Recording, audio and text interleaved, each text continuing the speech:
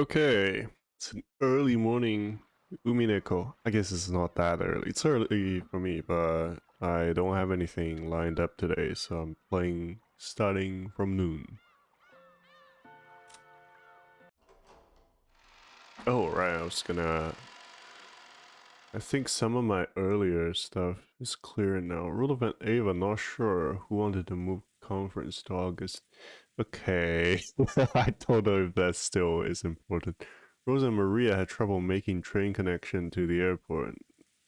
Uh, Maria's not really grown since 6 years ago. Hmm. Maledictor before boarding plane. Hideyoshi looking for candy. I think that's just like setting up for Ava's candy receipt. But alright, I'll leave it. Bella's fear of falling. Rolo betrayed Bella's mom, but now with Kyrie. No one could um no one could undo Maria's misfortune. What was I saying? Understand maybe? From the sky? The fuck do I mean?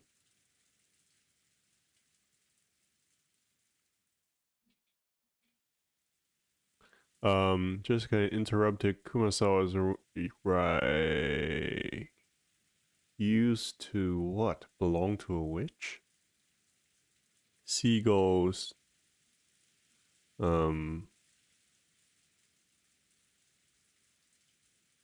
might just be weather.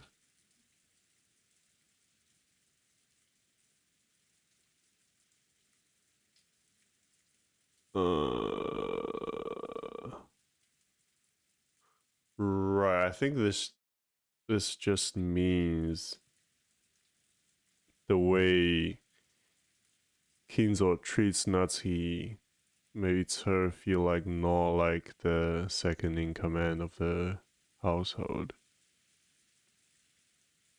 And I don't think this is true. Kano serves kinda as a spy for Kinzo, which is why he says his role is to watch. Why is Maria so nonchalant? Okay, we've caught up. Alright, let's keep going. The uncomfortable atmosphere continued even after those two left. It was thick when the idea was that simply thinking about the culprit's identity would be the same as deciding whom to suspect. It had begun to feel like discussion of the case was itself taboo. So no one mentioned the case, at least out loud. However, those thoughts were what filled our minds. What that we couldn't say aloud made our heads feel like they were going to explode. So, at least on the outside, the parlor had once again regained its calm mood. Everything was left unsettled. Feels like the rain's gonna get a little lighter. It's gotten a little lighter. Ooh, still pouring down. Ooh. Even if it did stop, there's no boat on this island. It'd be nice if the boat came quickly tomorrow. Oh, right, they couldn't even leave if the weather's good. I guess, so if the boat that's supposed to come gets stopped in some way, it's not inconceivable that they'd actually be on this island for 10 days if they have the supplies. I've had enough of this Western Mansion vacation. Mom, will the boat come tomorrow? Normally, the boat to take them back will arrive at 3 today. They probably sent us a phone call to say that it will come after the typhoon passed, but unfortunately the phones aren't working. But they aren't children over there. They were told to both drop off and collect our guests. So they will most likely arrive first thing tomorrow morning. Probably about 9, I believe. It's completely black outside. When I looked at the clock, I realized that it was just past 7. I was starting to get hungry. In the kitchen, Kumasawa was cooking enthusiastically. She had laid out a variety of dishes, and while they didn't match the level of Gora's artful cooking, they were still quite gorgeous. It was an act of kindness from Kumasawa, who was trying to enliven everyone's low spirits with some food. My shoulder hurts a bit today. I'm stretching my shoulders. Kumasawa wasn't nearly as talented as a professional cook like Goda, but she was far from unskilled. On the contrary, since she had been brought up in a fishing village, the simple food she created was sometimes highly praised. Kano arranged the food Kumasawa had finished creating on plates under her direction.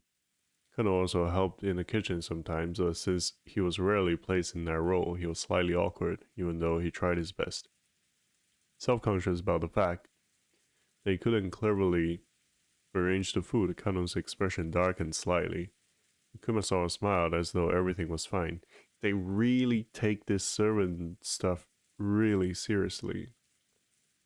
Like, even in this situation, he's like, cares about the servantly duty so innately that this still impacts his mood, given what's happened. Ho, it's arranged beautifully. Kanon-kun, aren't you skilled?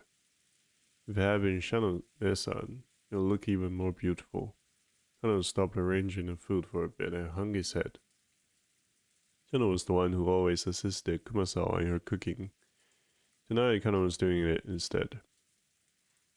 As he remembered Shano's face and her brutal end, he grimaced.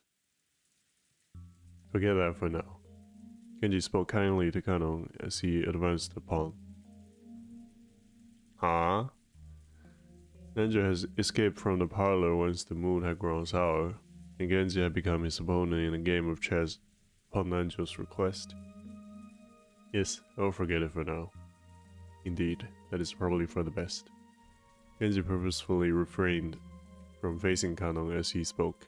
He did so because he understood that it might make things tougher on Kano if he noticed that someone was looking at his eyes. Nanjo also understood that and held back any thoughtless words. I wonder where Kinzo-san has gone. I hope that he's safe, but I do not know. However, I believe everything has proceeded as the master has hoped and arranged for. To distrust that would exceed my role as furniture in service to the master.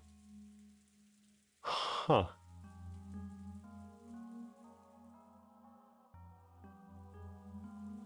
So they have a lot of faith in Kinzo.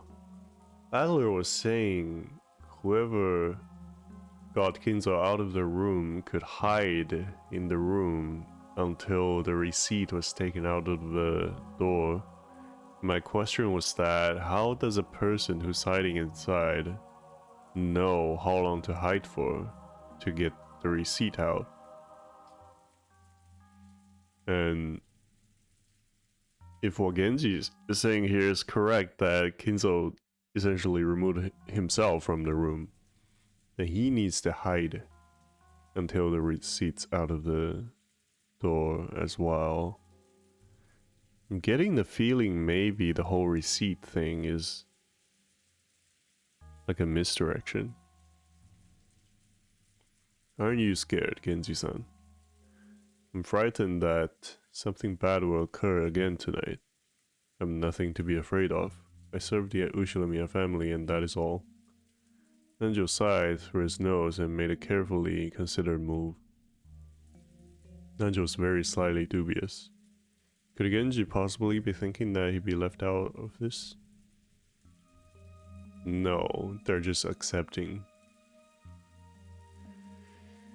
He couldn't even imagine what was happening inside his mansion, but he definitely couldn't deny the possibility that Kinzo had advised something. If you liken this island to chess, Kinzo had opened the game, and as a result, 6 pieces have been defeated. Could it be that Genji was calm because he believed he alone was on the outside of the chessboard, and therefore safe? Nanjo thought about it. Isn't everyone just a piece on this chessboard lined up equally, without any exceptions? Was it even Genji, who had gained more of Kinzo's trust than anyone? No. Was confident of his position as Kinzo's only close friend. Just another one of the pieces laid out on the chessboard? Genji-san, I'm truly frightened about tonight. I hope with all my heart that we will still be safe when tomorrow morning comes. A different question is whether there is like the various supernatural slash mysterious things happening on the island. Do they all happen due to one single like unified reason? Like if there is a witch, then a lot of things get explained. Or are they dispersed? Like for example, we're wondering whether Maria was possessed in some way. And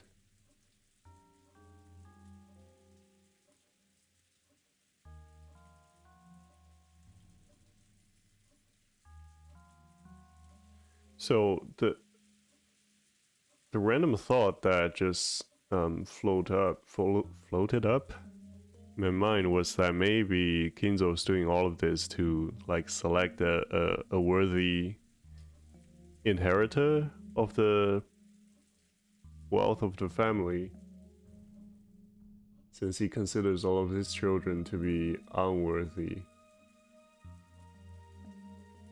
And so if like after the process Maria gets possessed by Beatrice, or like Beatrice revives in the form of Maria, then the family will be like in good hands for a while again, or something like that. That's also a like, well, that's less of a unified reason, because Kinzo had expressed that, what did he say? Maria is obscene, I think he said. So it would be somewhat strange if he knew Maria was gonna be the vessel. But then like the super ununified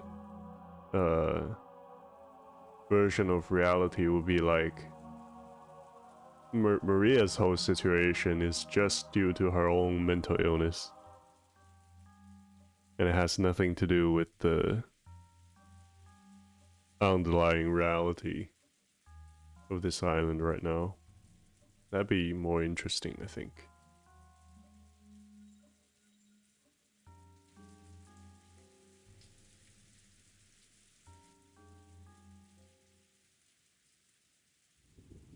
The guest room Ava and Hideyoshi moved into had originally been built to house guests before the guest house construction. So until a few years ago, they had stayed in these rooms every family conference and were very familiar with them. This room was just like a room at a hotel with a bedroom and a bathroom. So even though they were still shut in, it was far from comfortable than the parlor. It was far more comfortable than the parlor. Guess it's true, you can relax more when you're alone with your family. Maybe it'd be better if everyone else was also shut themselves in guest rooms and locked the doors. Natsune said that no one could leave the parlor, throwing her weight around. I'm sure no one will be able to talk back. She's always been treated as coldly, so coldly. What happened to my reading today? I mean, it's bad enough as is. So now that Nissan's dead, she's getting excited about finally having so much power. I don't think that's what it is, but seriously, how shameless can she be? Come now, don't say that. Natsuki-san's doing pretty well. No need to jump on her like that. And about that receipt earlier, you went too far. Come on, if I hadn't said it there wouldn't be any another good time to say it. That's true. Ava, sulking cutely and looking at the television, sat alongside Hideyoshi, who was lying on the bed.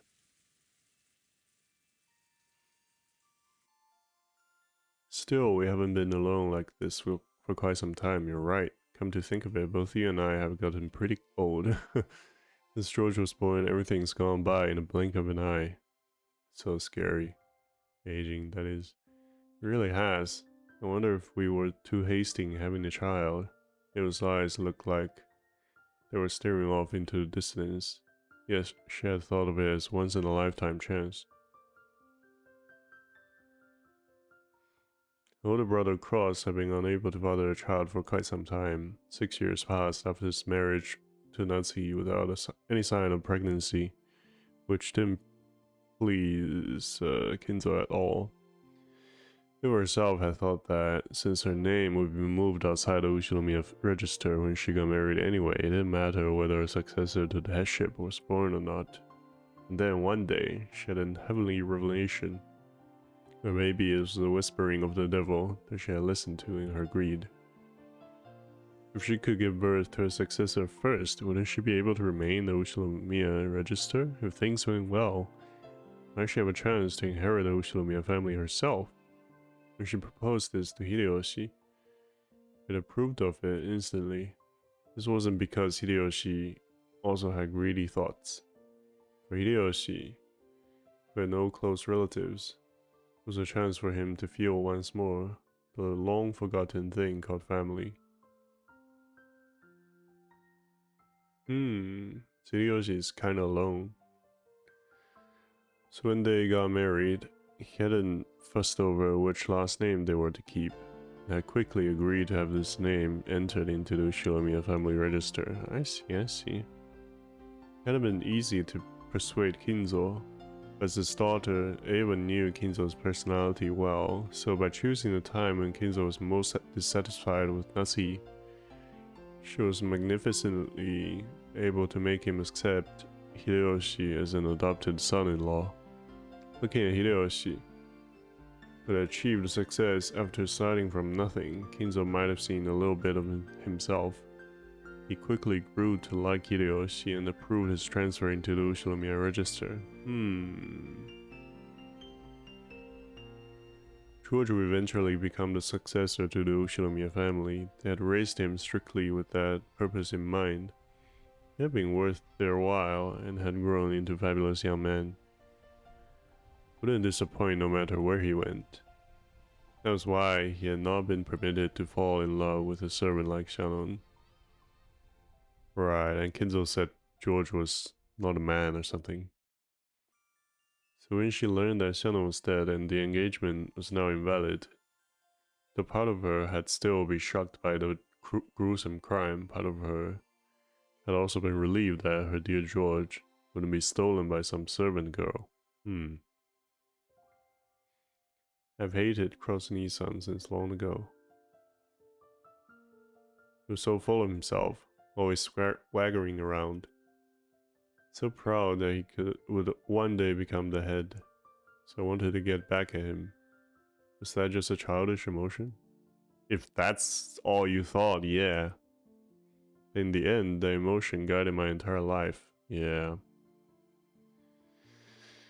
Well, that's very understandable now that the oppressive big brother's gone. He suddenly started to question her own life decisions influenced by him. If that had been all, then it would have been fine. But because of that emotion, I got you and George involved. I used you. Eva, don't blame yourself for that. Hideyoshi got up and held Eva's shoulder. She could feel a warm understanding from him. Well, I reached a halfway point in my life long ago. But you know, I have absolutely no regrets about how I lived my life. No, not one. I think that since I've been with you, Eva, I've been able to relish an enjoyable life that other men never will. After I lost my relatives in the war, it reminded me what the warmth of family is. So I'm grateful to the Ushinomiya family and think of it as my only one. In this life I've led with you, not a single thing's being wasted. It's really been a fun life up until today. Thank you, darling. Eva hung her head, burying her face in Hideyoshi's chest. Probably no one in the parlor could even imagine that this side of Eva existed. I'm the one who should be thanking you. Until today, there hasn't been a single day I've regretted being with you. Me too. I'm so glad to have you by my side. George is already a fine adult. Even if I don't look out for him, he's a man who could do his job well on his own. I wonder, around New Year's, do you want to go spend some time in the... How do you say that? I see that all the time, never actually heard it said. Pronunciation. Maldives? Okay. Maldives? Alright. Just us, no one else. No way. Aren't you always saying that you're so busy responding to New Year's cards? You don't even sleep? None of that this New Year's. I won't read New Year's cards. I'll just stay quiet. Check to see if I won the New Year's lottery. It'd sure be nice if I won a color TV this year. No way. I don't want to waste time checking the lottery while in the Maldives.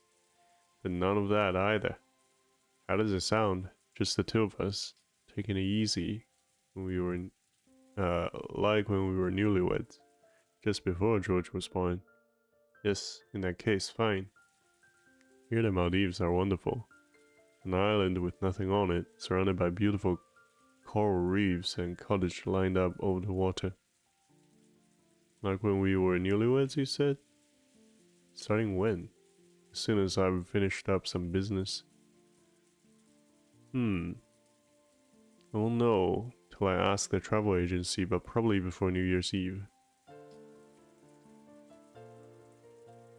I wonder if he's about to quit, being shocked by all this, realizing that life can be shorter than he anticipated. No way, right now, I want to go right now. Eva nagged at his lips in a peevish yet flirtatious manner. The only sounds that filled the room were the distant voice of the announcer on the news, which Hideyoshi had left on, and the obnoxious pounding of the rain against the window. Okay.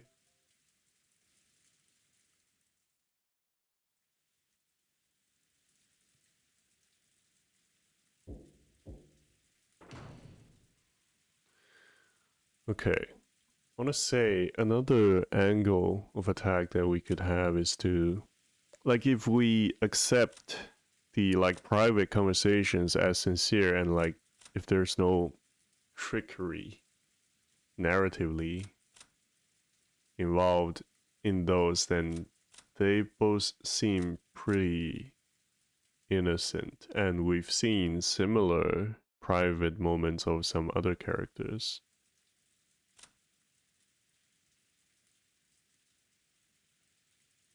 Like, we believe Kinzo believes it's like up to fate, and therefore he's not like the mastermind. It's very likely that he instigated all of this in some way, but he's not gone out to kill people, I don't think.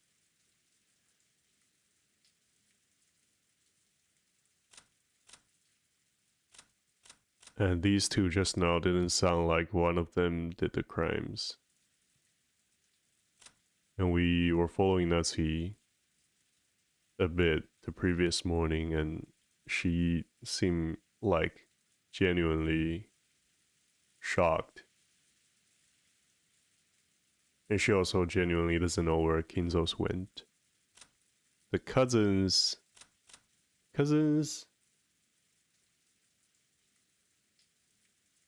like, we've seen them talk to each other, but I don't really know how much, like, do they keep up a front or something in front of each other. And Kano and Genji are similar to Kinzo in that they believe it's like up to fate. So I don't think they actively do much of anything in this mess. We're not sure about Kumasawa, not sure about Nanjo. But like, they are both such innocuous side characters. And that's all the people there is. I don't know. There was a knock on the door and Genji-san entered. Madam, Dinner has been prepared. Will you eat in here again? Yes, have it brought here. Is Dr. Nanjo still in the kitchen? Yes. He has said he wishes to carefully deliberate over his next move. Do not worry, he is with the other servants. Genji sounds good enough at chess to be grandfather's opponent. I hear he's even better than Dr. Nanjo, right? That's right. Long ago he played against me, but he must have let me win.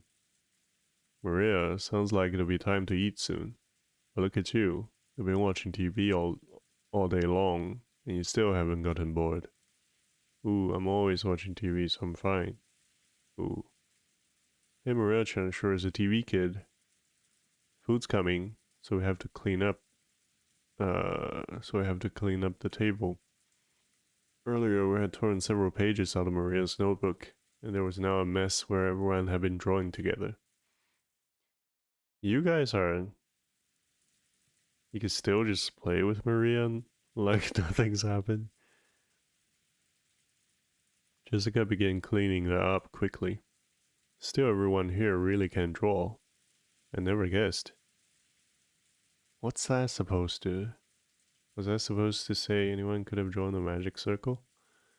Genji, ask Eva-san and Hideyoshi-san whether they'd at least like to have dinner with us. Although they will probably turn us down. Certainly. For his father and now Eva-san, it's quite hard to gather everyone to do Shinomiya dinner table.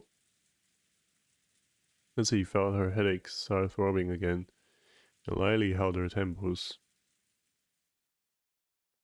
Imagine living with chronic headache. The distance from the kitchen to the parlor wasn't that great, so Genji had gone and come back by himself, but the guest room was a little farther away. Natsuki had warned him to avoid being alone whenever possible.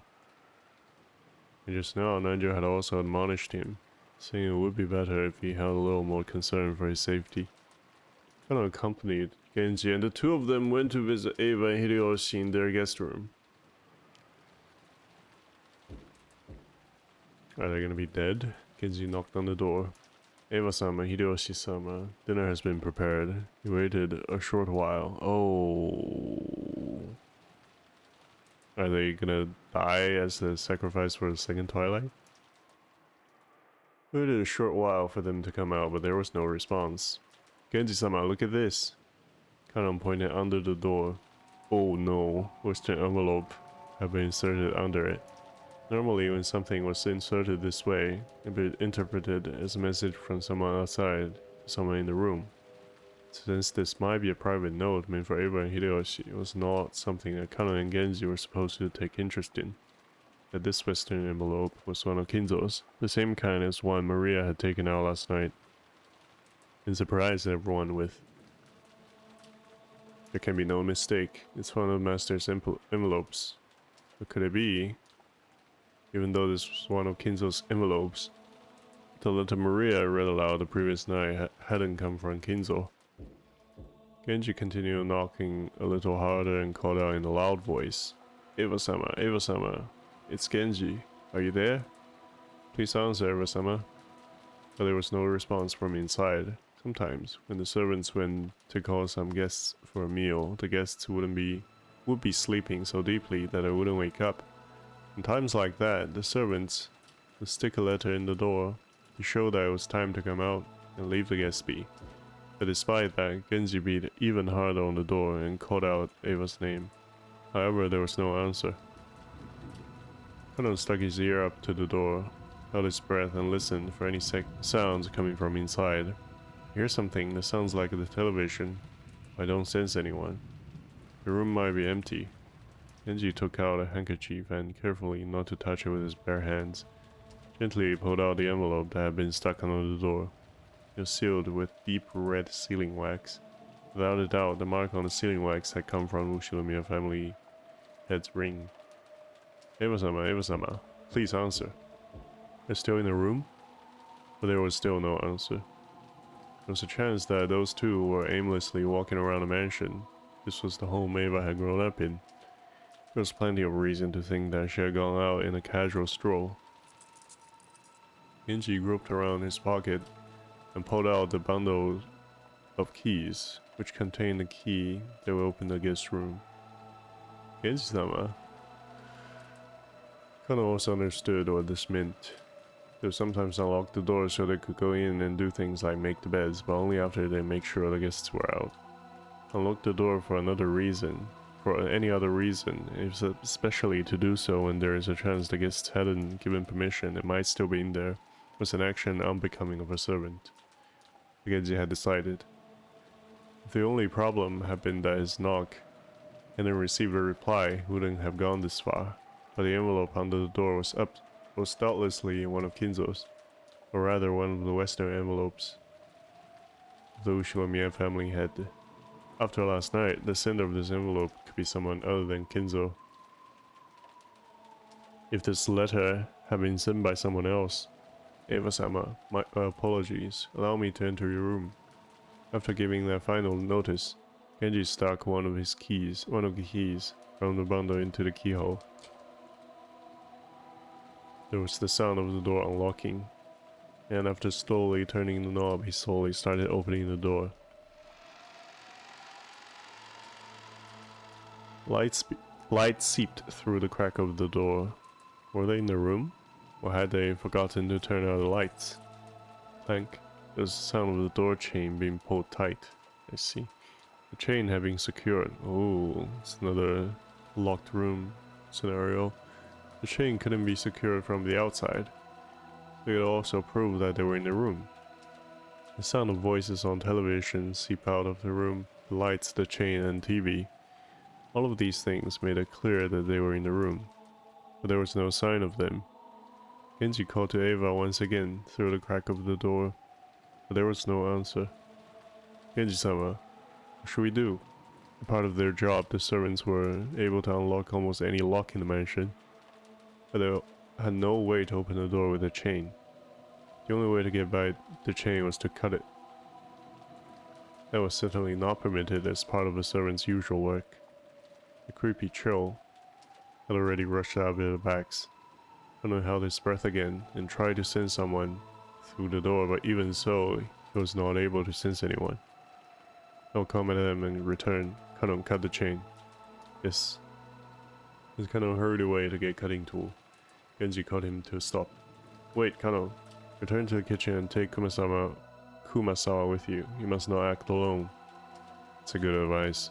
Yes, certainly. It looked like Kano was wondering why he had to do something so troublesome in the middle of this urgent situation. But Genji had said it out of wariness. He didn't care what happened to himself. In the worst case scenario, he didn't want anything to happen to Kano. In the kitchen, Kumasawa was piling food on the serving cart, and Nanjo was waiting for Genji, apparently wanting to show him a move he'd finally thought up that might turn the tables on him.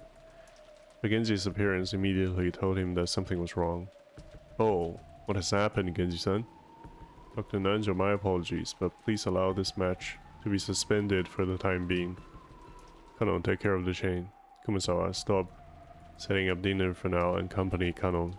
I'll go over to Madame. If you would come with me, Dr. Nanjo. Has something happened? Genji took Nanjo, who still didn't know what was going on, and quickly left the kitchen. Kumasawa-san, my apologies, but please come with me. What has happened, Kano-san? Kumasawa had said almost exactly the same things as Nanjo, unable to take in the situation, and chased after Kano, but had fallen out into the hallway. Taking Kumasawa with him, Kano went to a storage room and looked through the tools packed in toolboxes and hanging all over the walls, trying to find something that could be used to cut the chain. What are you looking for? Let me help too. We're cutting a door chain. Where was that large wire cutter? A door chain? Why would you do something like that? The chain to Eva-sama's and Hideyoshi-sama's room, even though they should be inside, they didn't answer when they recalled him. It took Kumasawa some time to figure out how cutting the chain and Eva and Hideyoshi not answering were connected, but she did realize that this was an urgent situation. That one probably did the trick. Kenan took down a very large wire cutter that had been hanging on the wall. It was called a cutter, but maybe it'd be easier to understand if we said it was shaped like a large pair of pliers. don't remember once being warned that this dangerous tool could easily cut through one of your fingers. Kanon took that and rushed up the stairs. He already knew instinctively you should fight for every minute, every second to open it quickly. Or perhaps it was already... Please wait, Kanon-san. Ah. Hurry. Kumasawa eventually caught up with him, gasping for breath, with both hands on her knees. When Kanon changed his grip on the wire cutter and looked at the door, he let out an ah, struck speechless. What the fuck? This just appeared? What is this? Kumasawa screamed weakly, her face pallid.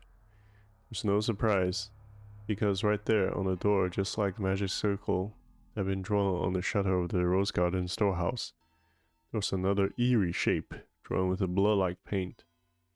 However, it would be odd to call this one a magic circle, because unlike what most people would expect, it wasn't a circle with shape drawn inside it, but a slightly more complicated geometrical shape.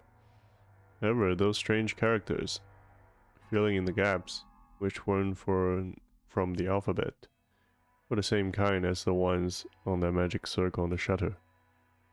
But the thing that had kind of struck speechless wasn't how eerie the magic circle was.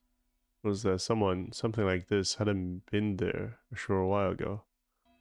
First, he had taken a trip back to the kitchen. After that, he had gone to the storage room to grab a tool and headed right back. Those together and couldn't have been more than 5 minutes. How could someone add something this creepy during that period of time? And as though it had just been drawn, almost like the door itself was bleeding, its unsettling vertical red lines slowly drip down, getting longer and longer. Eep! Kumasawa's knees gave way, and she sank down on the spot.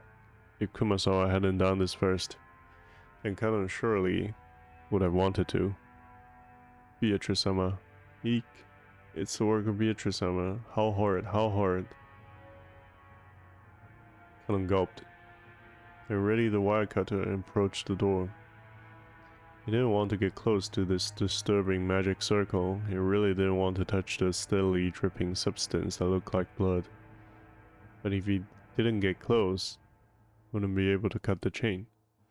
Fighting this cold feeling, he gulped again, and after gathering his courage, he went even closer, putting the wire cutter up against the chain.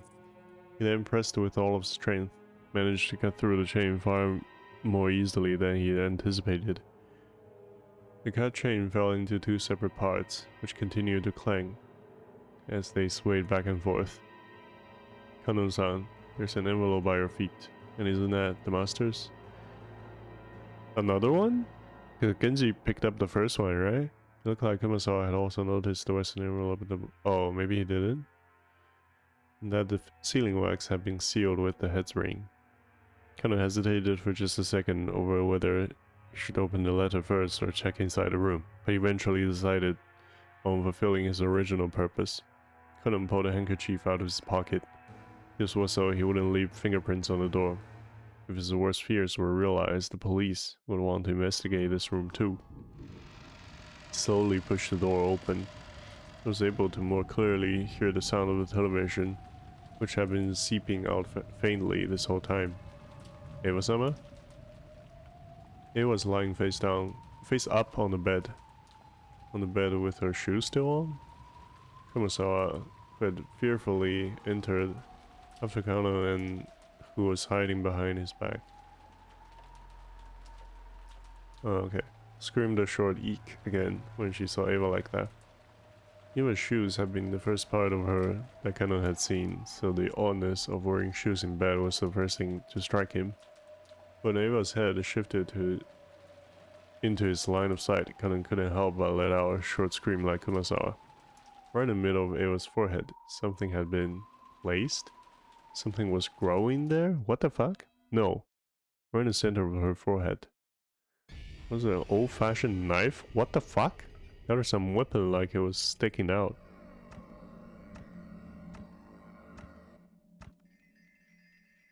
At the base of where it was stuck in, blood dripped down, staining the sheets on the other side bright red. Kumasawa's knees gave way once more, and she sank down onto the floor. Her mouth kept flapping open and closed, but she couldn't even scream. Eva was dead, with some kind of weapon sticking out her forehead. Both eyes were open wide, and the image of the person who killed her must have been burned into them. But the only mouth capable of naming that person had been shut for all eternity. Even though her forehead was the last place they wanted to look, they couldn't tear their eyes from it. Right there, the weapon was stuck in Ava's forehead, standing almost perfectly upright. On the handle was a complicated design that you wouldn't expect to see on an ordinary weapon. That thing could be summed up with the word occult. It was a vulgar object with a design that might have been of some demon. What about Hideyoshi-sama? Hideyoshi-sama, it was on top of her bed, but the other bed was empty. Where was Hideyoshi? After taking a backwards glance at Kumasawa, still on her knees and stupefied, he checked the bathroom just in case. At the moment he opened the door, he was greeted by steam and the sound of the shower. The bathroom was of the same familiar style as most hotel bathrooms. When taking a shower, a waterproof curtain was used to keep water from flying out. The waterproof curtain was half open, and lying tumbled down in the bathtub was Hideyoshi, completely naked, with both eyes open, and pointed right at Kanon. Just like Eva, a weapon with the demon-like design was stuck into his forehead. Oh my. Since his head had been under the shower's hot water this whole time, his face wasn't half covered and filthy with blood like Ava's had been. But the sight of him dead while still taking a shower was tragic enough. Just then they heard Natsu's voice coming from the hall. She was probably coming with Genji. Again with this graffiti. What about this letter? What does it say inside? I don't know, I haven't read it yet. Oh, okay, so he didn't pick it up, I guess. We shouldn't touch it carelessly. The culprit's fingerprints might be left on it. We should hand it over to the police. They went out of their way to leave it here. I'm sure they wouldn't have left fingerprints. As Natsu said that, she picked up the envelope. And before checking its contents, she entered the room herself, where she found Eva dead. Eva-san. Madam, Hideyoshi-sama is here too. This is truly atrocious.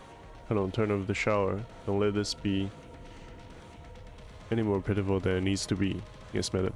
Ma'am. Kanon grabbed his handkerchief and twisted the valve, turning off the shower. In the bathtub, a small jar of body soap had fallen with its cap off. It really looked like he'd been attacked while taking a shower. There was still a small splash of blood clinging to the white bathtub. The combination of red and white made a horrible contrast. Dr. Nanjo. I understand. No sign of post-mortem lividity. Rigor mortis hasn't begun either. It seemed like an hour or so has passed since they were killed. Even so, how a weapon with such a short handle could do that to the skull, I cannot imagine. Nanjo checked their pulse and their pupils, making certain of their deaths once more. As Kanon watched this business-like treatment, he thought, couldn't you tell at a glance that they're dead without doing all that? Well, it's still necessary. Nanjo thought about removing the weapon, but then decided it'd be better to preserve the scene and hand it over to the police, so he left it alone. But a close inspection of the base showed that it didn't have a blade. What? In fact, it was more conical than blade-shaped. What? He noticed that rather than a knife, it was more like a short-handled spear, something with a shape better suited for thrusting than slicing. What is a conical? Shaped like a cone. Oh, I see. Conical? And wider circular base. It tapers smoothly, so it's like a ice pick? Some people might have likened it to a thick ice pick, rather than a short spear. At any rate, after looking at this scene, no further words were needed to describe what sort of terrible purpose such eerily designed weapons were originally made for. Yeah, they feel ceremonial. Nor was it necessary to explain how they carry out their function. Nancy, hoping to escape the repulsive steam filling the bathroom as soon as she could, covered her mouth with a handkerchief and dashed from the room. Just viewing their gruesome bodies for an instant be enough to burn the image into her eyes. If she looked any longer, the image would surely remain in her vision for all eternity. The rising urge to vomit was exactly the same feeling she had that morning at the gardening storehouse. For a while, Nancy couldn't help but stand with her back facing the guest room, finding the sickness in her stomach. At any rate, we can't let George Kun see this room. Seal this room with all haste. Yes, we mustn't let them see if George's son saw his parents in the brutal state. But I could tell that those fiercely racing footsteps in the hallway belonged to George even before he came dashing into the room. George and the other children had been waiting in the parlor. However, when they saw Genji speak to Natsuki, when they saw her turn pale and fly out of the parlor, Dad felt a sense of foreboding. When they saw a large group of people gathered around the guest room, they were sure of it. Father, mother. Ah, what is this? Another magic circle? Oneva and Uncle Hideyoshi are safe, right? Hey, Kanon-kun, what's this all about? Battler-sama. Kanon didn't have to say anything. George's scream after he ran into the room told them everything they needed to know. Wow, who did this? Who did this is kind of funny. I'll kill you. George-kun, hang in there. Natsu touched George's shoulder with her hand, but he violently shook her off. George fell over beside Ava and buried his face in the bed in front of his mother's face, wailing. Then he pounded on the bed with his fist over and over again. George Nissan, hang in there. Battler? Battler-sama. Battler had his back against the wall of the hallway, was covering his eyes with his right hand and weeping without restraint. Horrible. That's horrible. He proposed to the girl he loved and lost her the next day, and on the same day when his mom and dad were killed. Isn't that too harsh? Of course, it's sad whenever anyone dies, no matter who it is, but to Battler, those left alone by the death of others were far more worthy of pity, because he had experience with, well, first her mother, and then, yeah. Everyone here now had lost someone close to them. George wasn't the only one to be pitied. However, George's pain was far greater than everyone else. Battler, you know everyone dies sooner or later. If you're human, you eventually have to fight the sorrow of losing someone close to you. But still, shouldn't that day be far in the future for Aniki? And shouldn't those deaths visit him one at a time? Horrible. It's too horrible. That bastard. Doesn't he have even a speck of human sympathy in him? Yeah. Ooh, Battler, don't cry. Maria tried to comfort Battler in a mechanical sounding voice, but Battler violently wiped his tears. Yeah, damn it, I won't cry anymore. Tears of regret, tears of sadness, I won't shed them again. That's all useless. The witch has got me backed into a corner. I'm always on the defensive. That's useless, it's all useless. I'll spin the chessboard around.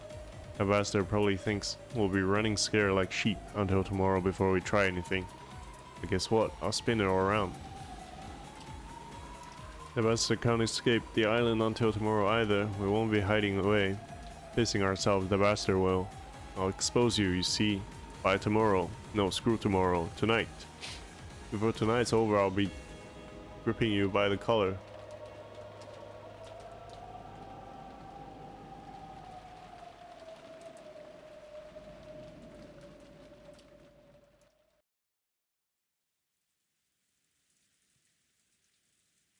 At any rate, we'll lock this room and leave everything as it is until the police come. No objections, I take it? As he announced it, as though she didn't care whether they agreed or not. If anyone had a right to object, it would have been George. He looked as though he'd shed enough tears. George nodded slightly, still facing away from the others. And when he stood up, everyone else agreed too. Nancy still hadn't opened that Western envelope the family had. She'd pick up. But now that they decided to leave this room, she decided to unseal it in the parlor where everyone could watch. As soon as they walked out into the hallway to head back to the parlor, some of them immediately felt something out of place, or maybe sensed something strange. Ooh, stinks?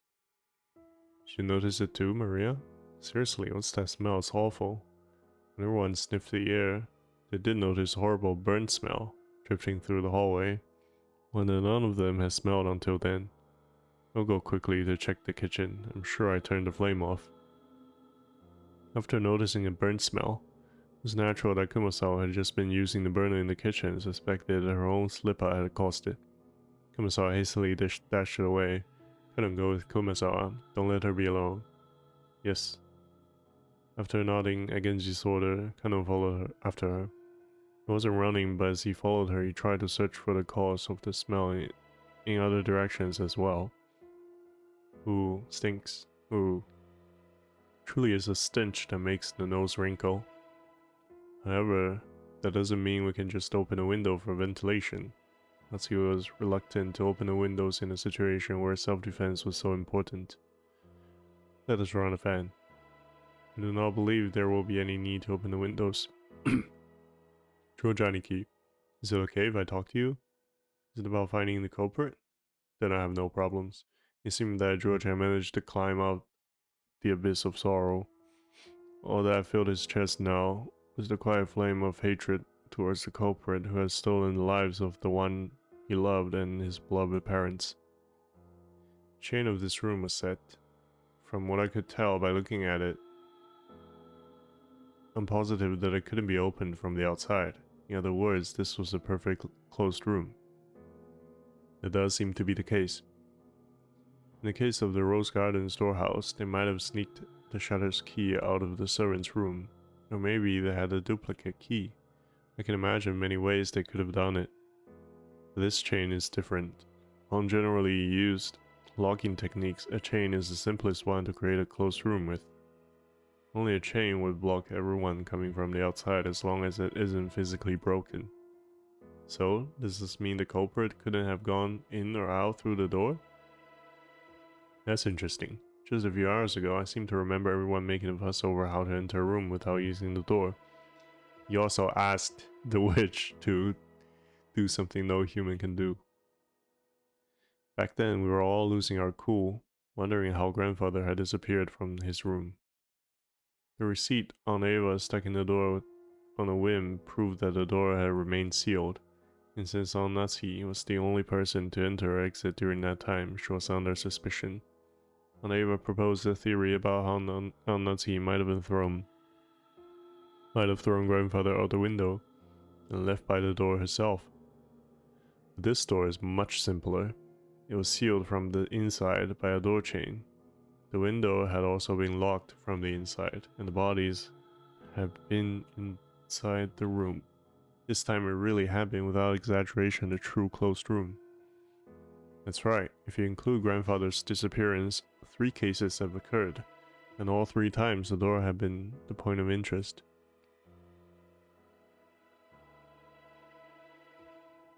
The first was the shutter. There's a key in the servant room, and if we assume someone knew about that, this can't really be called a closed room. The next was the door sealed by the receipt. However, Anasi entered that room, so if grandfather had left through the window or being thrown out, she would have been able to lock the window before escaping. Or like my theory, grandfather could have hidden until the receipt was gone and left the room later. Basically, this door can be defeated with a handful of desperate tricks. In that sense, you really can't call this one a closed room either. And now we have the door sealed with the door chain. Finally, we have to give up. The window, the door, everything had been checked, had been looked. It was a perfect closed room. The first had him being a closed room because everyone could be suspected. The second had been a closed room because unless he could be suspected. But this time, no one can be suspected. This was a perfect closed room, because the door chain formed a seal that blocked everyone equally well. In that case, did a culprit carry out a crime without entering the room? Some method from outside the room?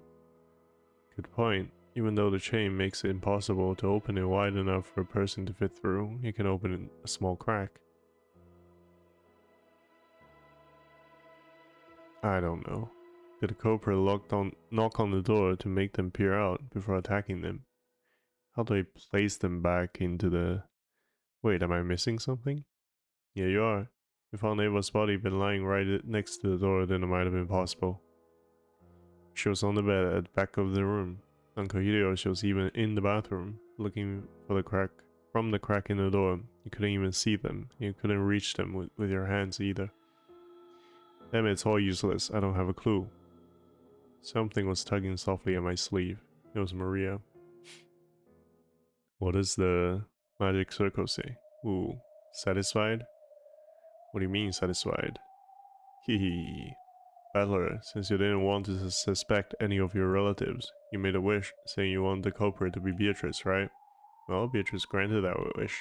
Just as you asked, she did something that was completely impossible for a human to make. For a human to make you believe in a witch. And now you're complaining? How selfish. Hee. Ouch. I tapped Maria, who was laughing unpleasantly on the head with my fist. Sure, thanks for granting that wish. That just now was to thank you and also to teachers to stop laughing when it's inappropriate. More importantly, tell me. There was another mysterious scribble on the door to Aunt Ava and Uncle Hideyoshi's room. Was that another magic circle? Hehe. That one had a really memorable and characteristic design, so I'd hope you'd at least know what it was. Ouch. I don't know, which is why I'm letting you take the credit. Quit whining and explain. You're sure a violent battler. I won't tell you if you're too mean, get it? Ouch.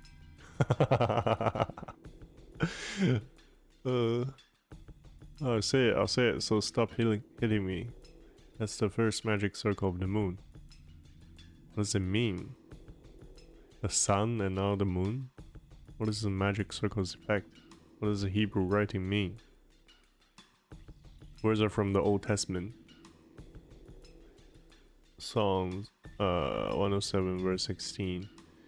For he has broken gates of brass and cut through bars of iron. The magic circle has two effects. First, it can open a door regardless of which method has been used to lock it. That sure is convenient. So you're saying they're trying to make it look like they're a witch because this closed room has a door that can't be opened without relying on magic. There's also the detail that it was drawn on between the 5 minutes before and after Genji and Kano went to get people. And the other effect? When you are blocked by unopenable doors in all directions, it opens the door. By using it in a difficult situation, it gives you a solution you hadn't even thought of until then. Generally speaking, you receive the power of observation and discernment, inspiration and intuition. Hehehe. Beatrice is trying to provoke you, since there's no way lowly humans like Battler could figure out how this door was opened. Hehe. Ouch. Keep getting tapped. Okay, good work, so shut up. Sounds great. I'll accept this challenge from the witch. Maria-chan. Things like witches and demons don't exist in this world. Someone killed father and mother. I don't know whether that was someone I know or not. But either way, it's definitely a human. Yeah, but how? How did they reach those two? Through that crack in the door. It couldn't have been more than 10 centimeters wide. At any rate, I can hardly stand this stench. What in the world could it be? Kano and Kumasawa, who had gone ahead, realized the smell wasn't coming from the kitchen even before they arrived there. That's because they noticed an even thicker wave of stench rising up from the stairs, leading to the basement, which they passed on their way to the kitchen. The boiler room. I wonder if there's something wrong with the boiler again. The stairs led to the underground boiler room. The mansion's boiler was old and in poor condition. Both of them had witnessed problems with the boiler on several occasions. They had never smelled a boiler belching out a stench like this before. Is Kinzo being burnt? Slam. What was that sound? The thing they heard from the basement was definitely the sound of a door closing. Damn. Kumasawa had phrased that as a question, but she already knew it couldn't be anything else. Kumasawa was so surprised at the sound that her knees gave way yet again, and she cowered. After all, at that very moment, no one could have been in the boiler room. Yeah? Just a few seconds ago, everyone had crowded together around Eva and Hideyoshi's room. So who caused the sound of a door to close just now? Kano-san. After taking a second to sort out the situation, Kano ran down towards the basement. Since they had heard the sound of a door closing just now and there was no sign of anyone coming up the stairs, the person who closed the door had to be inside the boiler room now. If the boiler room having a dead end, Kano wouldn't have rushed in so hastily, but Kano was a servant, so he knew. There were two entrances to the boiler room, one that opened to the mansion and one that opened to the courtyard. If they didn't chase them now, they might slip away. Kumasawa reached the same conclusion long after Kano did, but she couldn't let him go alone. If the thing in the boiler room was the culprit, an opponent who had easily killed 6 adults in the first murder, then no matter how Kano confronted them, it wouldn't be a match. Of course, with this argument, even if Kumasawa joined them, it wouldn't change anything. At any rate, after a delay, Kumasawa decided that she mustn't let Kano go alone, and she rushed down the stairs.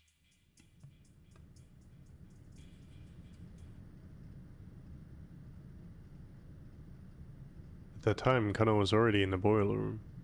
The boiler room's characteristic damp heat tormented him.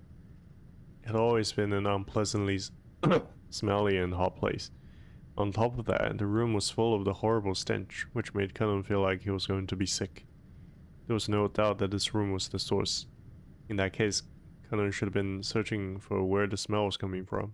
However, Kano kept gazing straight forward as he grabbed a hatchet from a tool shelf just off to the side of the door. He hadn't stretched out his hands because he'd wanted a hatchet. He had wanted to grab a weapon, any weapon. Why? Kano gazed into the darkness where the naked light bulb couldn't pierce. Then he answered. In roulette, you bet on a number of the colors red or black. What? Buying for a payoff. However, low-risk bets, like black and red, only offer a similarly low payoff. The words coming from Kano's mouth was swallowed up by the darkness. The darkness suddenly started to swirl, glittering. What am I about to see? Okay.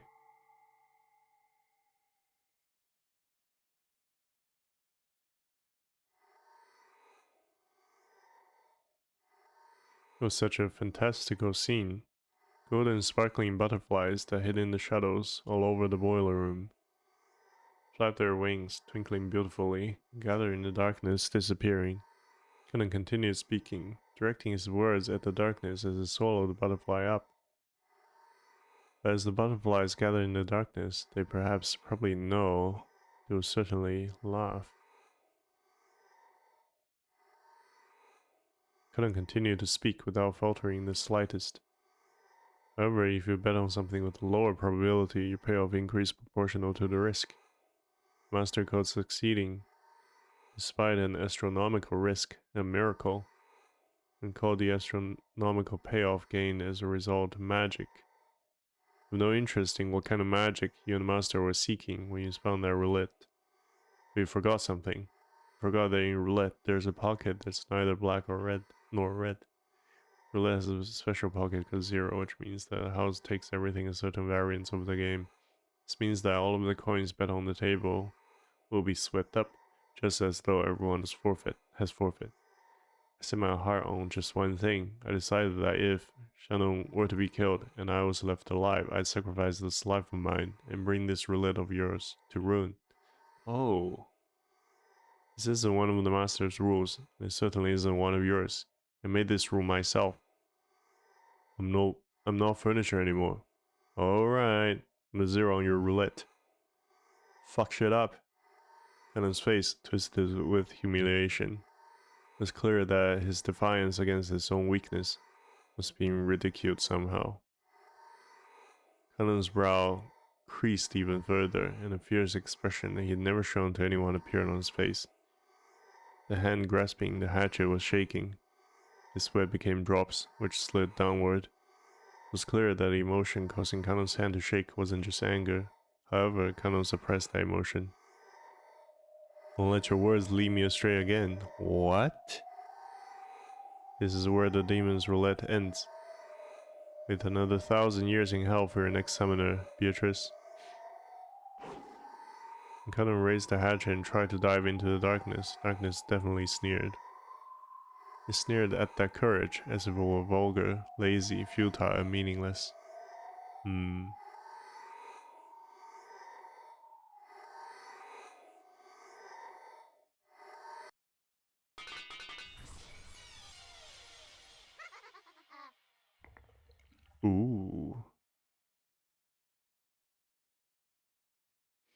Cannon, his hatchet still held aloft. Couldn't take another step after that.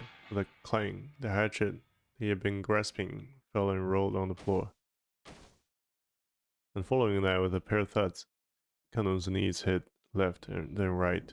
The hand, which looked like it was trying to catch the sky, now that the hatchet has been dropped, gradually lowered, landing on his chest. Then the other hand did the same. What? Right there was a handle with a demonic design engraved in it. As Cannon looked down at his chest, the same type of weapon that had been stabbed into Hideyoshi's forehead was. Cannon was curled up in anguish, fresh blood dribbling from the corner of his mouth. It was makeup too extreme for Cannon's white skin.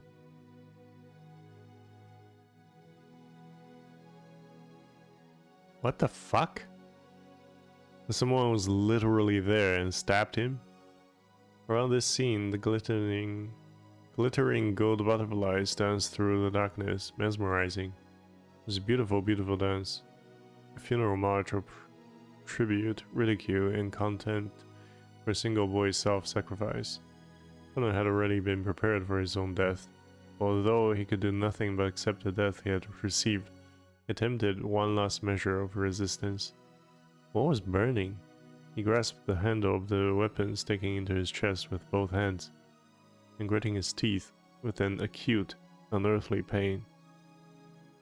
He pulled it out. For only a moment, a bright red spray gushed out. It made an unpleasant bloop sound. It probably resembled the sound of Cannon's soul as it was sucked into the swamp of the dead.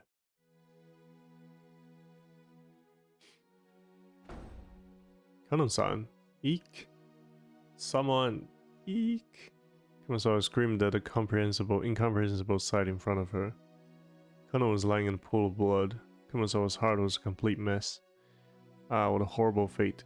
Wouldn't have been killed if I had been with him. Ah, what incredible luck.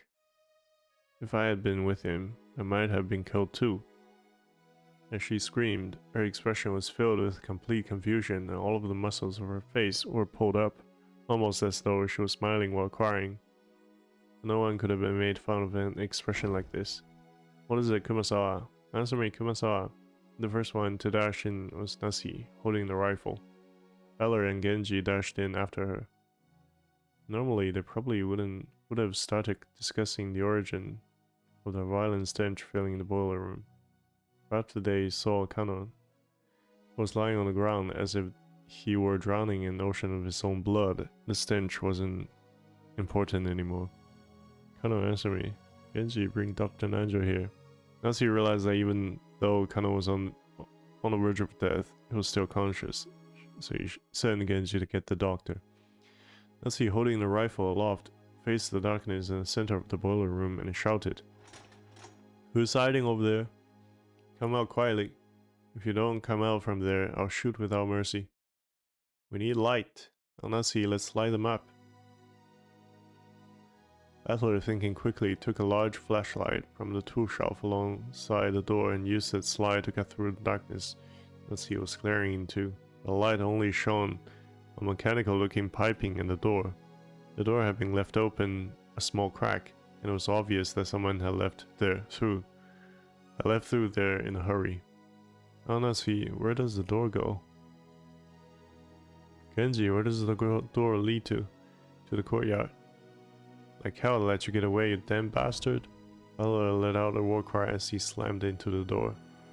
Colère from outside suddenly rushed in. There were some thin, rough stairs leading up. Bella ran up them, shouting, "Wait, Valor-kun, it's dangerous to be on your own right now." Natsu was also rushing up the stairs, chasing after Battler. They were in the courtyard. The courtyard of the mansion had been built strictly for lighting purposes, so it wasn't a very elegant place. Because it was surrounded on all sides, the air was calm and completely undisturbed, even though they could hear the sounds of strong winds. There was only the gentle, sorrowful rain.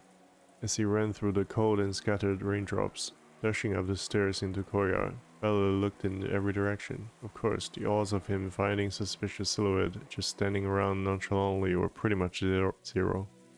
Bella spun, looking all around. He turned again and again. He kept spinning until he almost lost his sense of direction. He prayed that he would see the culprit somewhere in the scenery, but there was no chance.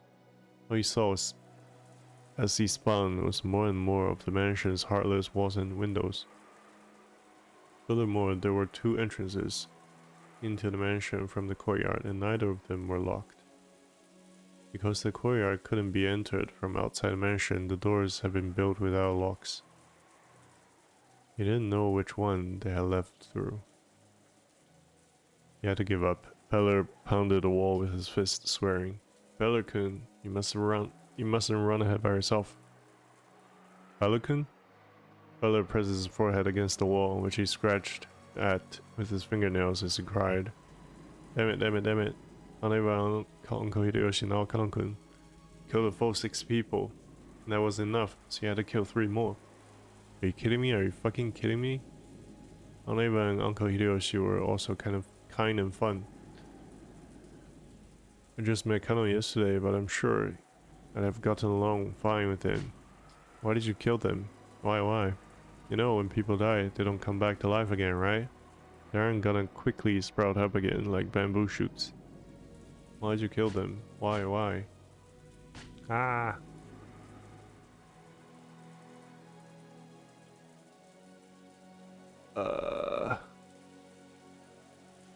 Father was a boy who could understand the feelings of pain and regret in a person's heart.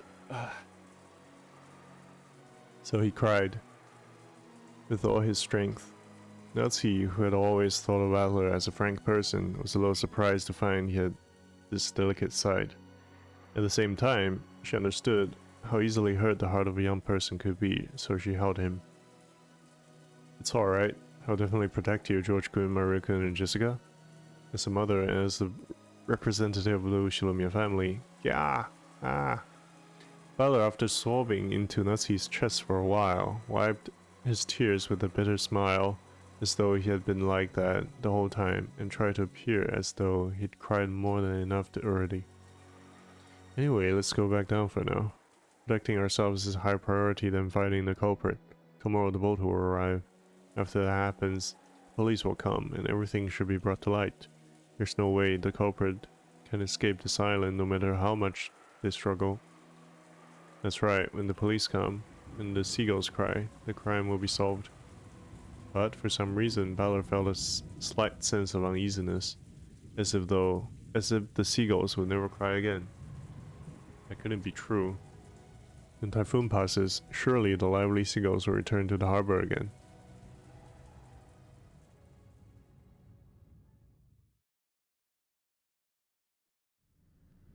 I returned to the boiler room along with Natsuki and told everyone weakly that we hadn't found anything. We heard that Dr. Nanjo and George Aniki had carried Kanokun to the servant room.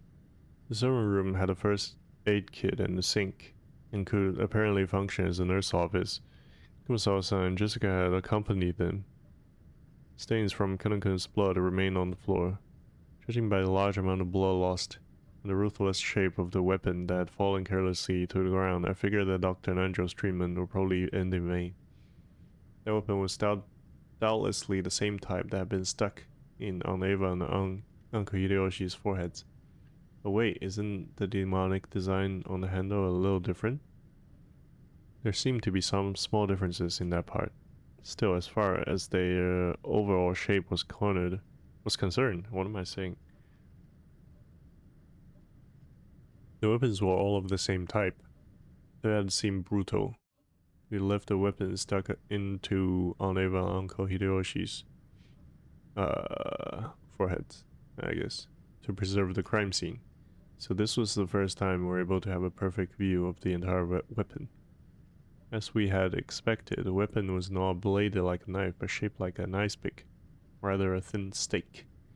And the spiral-shaped pattern, sort of like a drill, to let out blood. It looked like something that might be driven into the hearts of human sacrifice in some demonic ritual. Including the handle, was 25 centimeters long. Holy, that's longer than I thought. Oh, it's not actually that long. Okay. I thought the blade was 25 centimeters. Half of that was a stake-shaped part, which was stained with deep red blood. The length of the blood-stained part made it clear just how deeply it must have penetrated into Kanokun's chest. Balnatsi and the rest didn't even look at the weapon, and instead stood in front of the incinerator, where the horrible stench was emanating from. They must have dragged out that thing which had been burning in the furnace. It was still smoldering and kept sending out dense waves of that awfully unpleasant smell. Yuji-san Maria stared down at it. Balnatsi probably couldn't stand to look directly at it. She kept shaking her back to it. Ooh. I thought nothing could surprise me after everything that's happened, but this is... I stood there for a while, moaning, with a rising urge to vomit. The true source of that unearthly stench was a scorched corpse that had been cooking inside the incinerator. The clothes, the surface of the body, and the hair were all hideously burned. That grotesque corpse was in a state where not the face, nor the age, nor even the gender could be guessed at. When I thought about it calmly, I realized that the corpse appearing at this time could only be one person. It was grandfather, who had disappeared that morning, whose whereabouts have been unknown. I believe it is most likely the master. I agree. He would pass away in such a state. It's heart-rending. But is there any proof that this corpse really is grandfather? It's burned so black, you can't even tell what sex it is. Mother can look at the feet. Anasi, with her handkerchief over her mouth and her eyes pointed at and told me to look at the burned corpse's feet. Notice how there are 6 toes on each foot. What? Huh? Ah, you're right. Just as Genji-san has said, there were 6 toes on each foot. Each individual toe had looked so normal in its line that I hadn't noticed. The master was born with six toes on both of his feet. Consequently, the master was entrusted with the revival of the Ushinomiya family. What? I've heard that since long ago. Cases of holy dactyly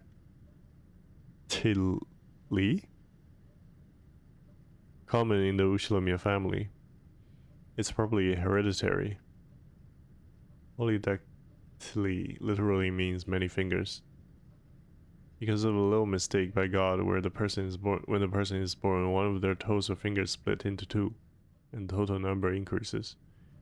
But the big deal isn't usually made of holy... I need to look that up. Holy dactyly pronunciation.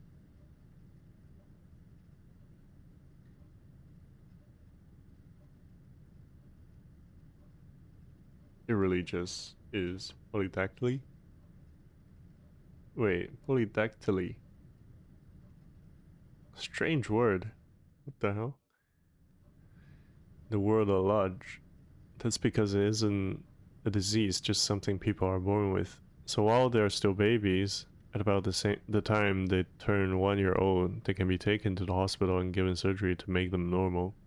Even a child with polydactyly can be treated before they become aware, so they might not even remember it themselves. By the way, it seems that there's a possibility for this to occur in 1 out of every 2,000 babies. So even though it's not usually seen, isn't that rare at all. Speaking of which, I think Uncle Hideyoshi mentioned something to me long ago. Something about how even Toyotomi Hideyoshi, the man who unified Japan at the end of the Sengoku period, had 6 fingers on one hand. According to Aunt Natsuki, among the many Ushinomiya family heads, the ones most praised for their wisdom all had polydactyly. Because of that, when grandfather was born, his relatives were all excited at the thought that he might become another wise leader. And the leading relatives all died in the great Kanto earthquake. It was apparently argued that grandfather should be the one to restore the family because of the auspicious sign of his birth. If grandfather hadn't disliked his position as the head so much, his 6th toe probably would have been pretty lucky for him.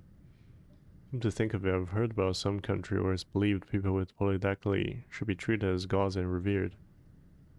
This is besides the point, but it's fairly common in mystery novels for a corpse to be burned to hide its identity, but I guess that in grandfather's case, just toasting him wouldn't be enough. And grandfather's body was not simply burnt. It was just like Aunt Eva and Uncle Hideyoshi and the thing that had been stabbed into Kanunkun's chest. One of those demons' ice picks was stuck into his forehead. Holy. His ring is not on his finger. So the letter last night was telling the truth. Father would probably be horribly disappointed. Natsuki-san let her head droop, and closed her eyes tightly. This room had also become a vital crime scene for us to hand over to the police. It was decided that we would leave grandfather's corpse here and lock the room, sealing it. It isn't clear where grandfather's corpse started burning in the incinerator, since according to Genji, the strength of the flames hadn't been that strong. The body must have been started a long time ago. Must have started burning. So the stench could slowly creep out of the furnace and fill the room bit by bit, eventually pouring out and climbing out the staircase. Putting aside whether he was rare or well done, what the fuck? Grandfather had been brought out, killed, and burned, even though he had started out locked away in the closed room created by his auto-lock. There's probably no doubting this. However, according to Genji-san, the boiler room is usually locked. The possibility that someone outside of our group had snuck in and committed crime was overwhelmingly high. There was also a good chance that this person was walking around with something like the master key. But then the person also needs to be really familiar with the house though. After all, the doors and windows throughout the mansion have been checked.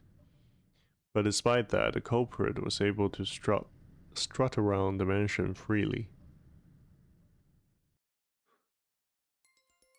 Does this crime confirm the 19th person exists? There's still that contradiction, since they're trying to tout their existence without ever showing themselves once. Along with Kirie-san's chessboard theory, I've been using this contradiction to deny the existence of a 19th person, by spinning the chessboard around once more. The very fact that this crime makes it perfectly obvious that a 19th person exists, means that the existence of a 19th person is even less plausible. As long as that 19th person doesn't show themselves in front of us. The culprit could get grandfather out through the door sealed by this receipt. If they could kill Aunt Eva and Uncle Hideyoshi from the other side of the door sealed by a chain, then could they possibly go so far as to create a fictional 19th person through strange tricks and devices?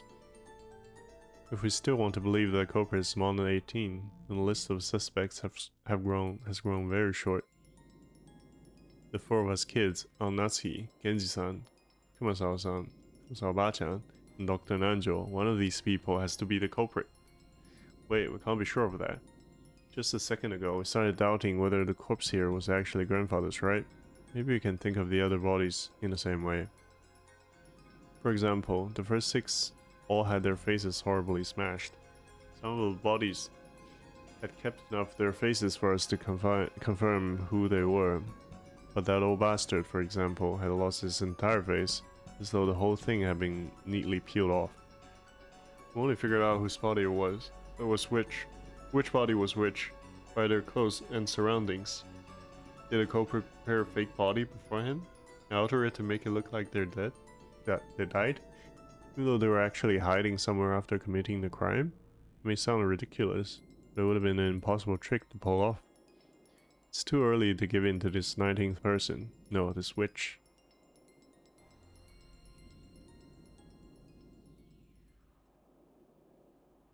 Maria-chan, you mustn't stare so fixedly anymore. Come on, Balin-kun too. I'm worried about Kanon's condition. We mustn't remain in a place like this any longer than necessary. Let us return. Ooh, Maria didn't go out with everyone else, but remained in the boiler room. The thing she was staring so fixedly at probably wasn't grandfather's body, but a demon's ice pick sticking out of his forehead. It was probably the sort of item that an enthusiast couldn't bear to ignore. I tapped her on the head. Hey Maria, what's Beatrice after?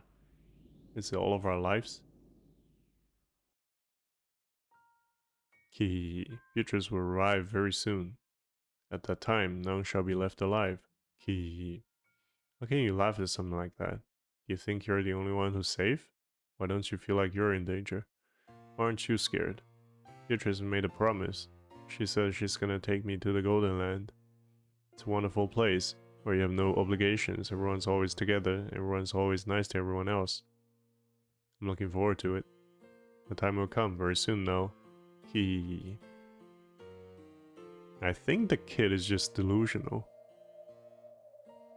Just what kind of person is Maria? I only know that Maria was like 6 years ago, when she was 3. She was once pure and obedient, a good kid. This new Maria 6 years later and the Maria I knew didn't seem to fit together. Just who is she? This witch who calls herself Maria? Maria, who obstinately believes in the witch. This series of unsolvable crimes is proof that the witch actually exists.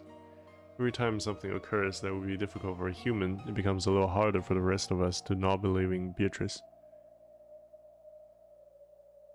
It must be an intense pleasure for Maria to see her relatives, once firmly denied the witch's existence, start acknowledging that witch's existence one by one. Is that why she's in high spirits? Maria, let me ask this one more time. You'll probably answer the same way, but I'll ask just once more. Huh? Yesterday you were given the letter in the rose garden. Who gave it to you? Ooh, like I said, Beatrice. Eller still doesn't believe. Ooh. Maria only repeated what she has already said. Maria met with the 19th person, the witch. Was that really a 19th person, or did one of the 18 just get her to say that? All that's certain is that Maria has been with the rest of us constantly. Has always had an alibi and hasn't done anything suspicious. She's simply overjoyed at being made Beatrice's messenger and suddenly isn't the 19th person. Supposedly. That's right. I wonder what's written in the letter we picked up in Eva and Uncle Hideyoshi's room. Unless you still have it with her. Should still have it with her. Yeah, can we read that before the end of the... Okay, we cannot. Alright.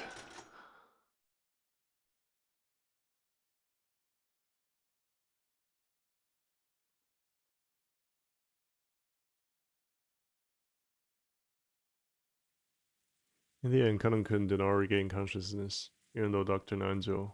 Okay, I don't think I can keep going.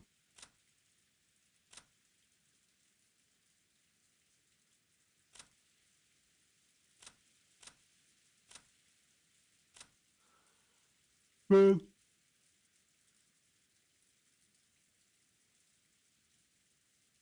The problem with suspecting the first 6 people is that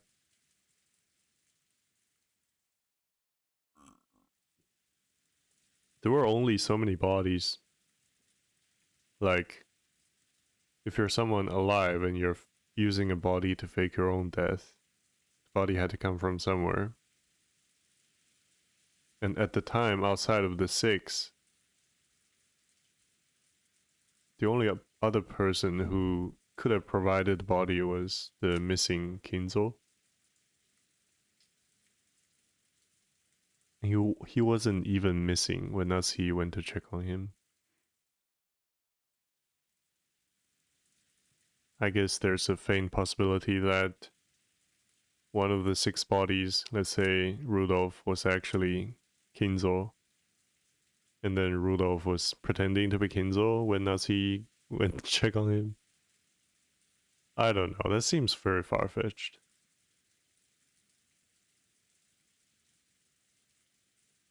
Or I guess the other possibility is that Rudolph or Kirie were like pretending to be dead in the storage room. And now we aren't even sure Kinzo's body is actually Kinzo, even though there's the 6 toes thing. Because it's hereditary, it's not unthinkable that one of the children also have the same trait.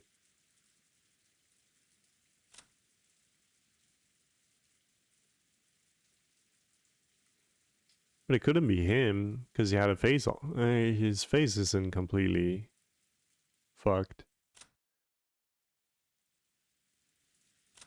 I guess it could be Rosa or Rudolph.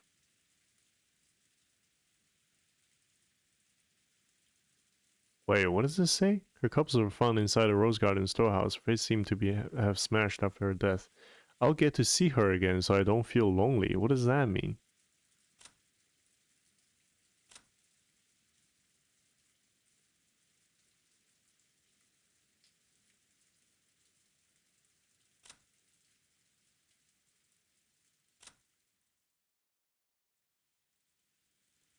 You can't see either of them by looking through the gaps of the door while the chain is set. You can't see them, so you can't reach them.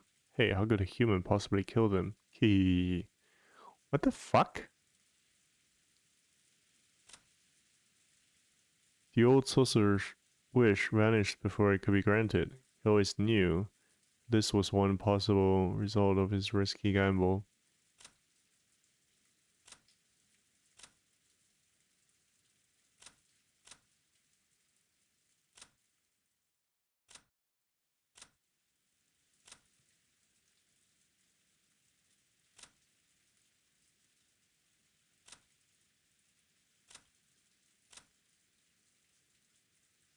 Don't worry, everyone will be revived in the Golden. I can't remember if this said this last chapter, or is it like new?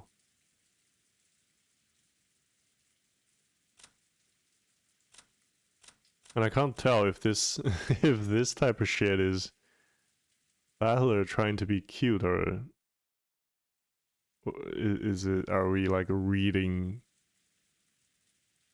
what the witch has written?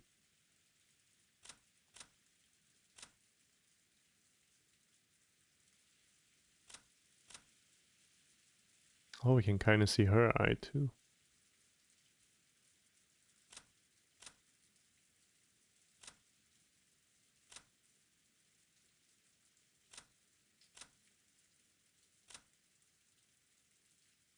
Any more tips? Nope. Um.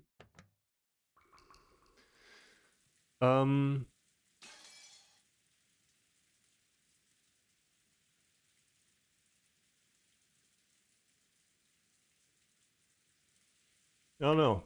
I'm now leaning a lot more on the supernatural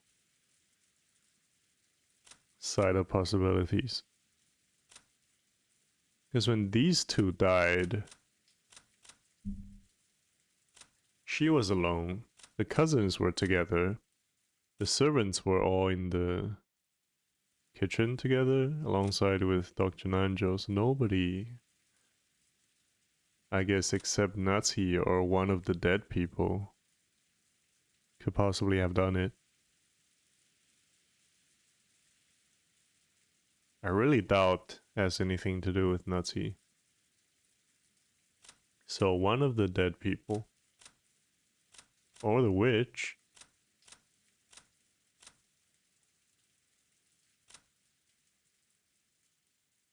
I kind of was seeing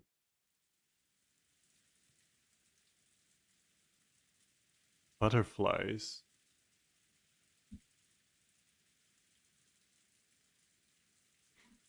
Oh, right. Another thing I wanted to check was this. So, over 6 chosen by the key as sacrifice. And now we're doing the tearing apart the 2 who are close. And I guess Kanon's gambit was that he's gonna mess up the order of things that should happen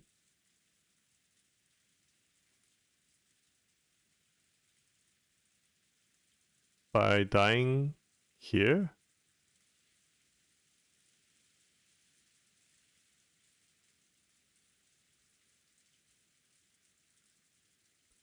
Those who remain shall praise my noble name. I guess now people really believes Beatrice exists.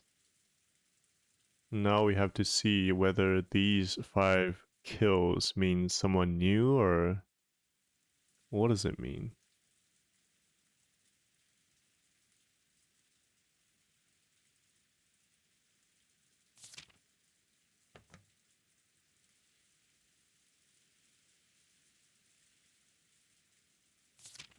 I have that many people left.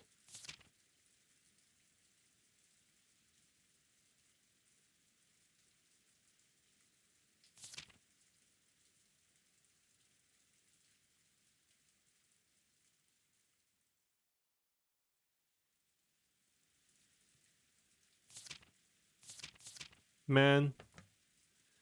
Oh my god, I just want to keep going. But something actually just came up while I was playing, so I can't stay. So I'll see you next time. Bye bye.